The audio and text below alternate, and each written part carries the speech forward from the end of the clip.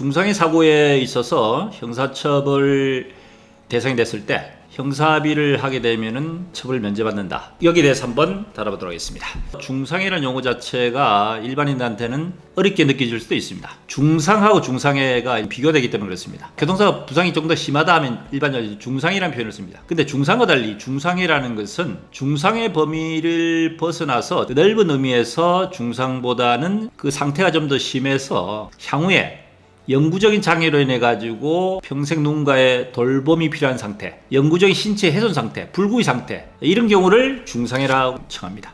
대표적인 경우가 이제 식물인간, 사지마비, 절단환자, 실명, 이런 경우가 해당이 되겠죠. 자, 그런데 중상해에 해당되는 경우에 있어서는 일반적인 중상사고와 달리 형사처벌 대상이 된다는 것이 문제입니다. 교통사고 처리 특례법이라는 게 있습니다. 교통사고로 인해서 처벌을 받는 데 있어서 법을 규정했는데 일정한 사고인 경우에 있어서는 처벌을 받지 않는데 그 대표적인 경우가 이제 종합보험들이 있으면 형사처벌을 받지 않습니다. 하지만은 거기에서도 12개 항목 사고라든지 뺑소니 사고, 사망사고 같은 경우에 있어서는 종합보험 들어있더라도 형사처벌 대상이 됩니다. 여기에다가 중상해라는 사고가 발생했을 때는 2009년도에 헌법소원 위헌 판결을 난 이후에는 중상해도 형사처벌 대상이 되는 사고의 범주로 포함시켰습니다. 그러니까 중상해 사고의 경우에 있어서는 형사처벌 대상이 되니까 상당히 문제가 되겠죠. 그런데 일반적인 다른 특례법 외의 사고와 달리 뺑소니 사고, 사망사고 포함했습니다. 중상해 사고는 형사처벌 대상이 되지만은 교통사고 처리 특례법상에 반의사 불벌죄라는 것을 있어서 피해자 의사에 반해서 형사합의가 이루어진 경우에 있어서는 처벌을 받지 않는다는 규정이 있습니다. 그래서 중상의 경우에 있어서도 형사합의가 이루어진 경우에는 형사처벌을 면제받을 수 있습니다. 오늘은 여기에 대해서 간략하게 살펴보는데 일반적으로 가해자분들이 운전자 보험이라는 것을 가입하지 않겠습니까? 요즘 운전자 보험 상품이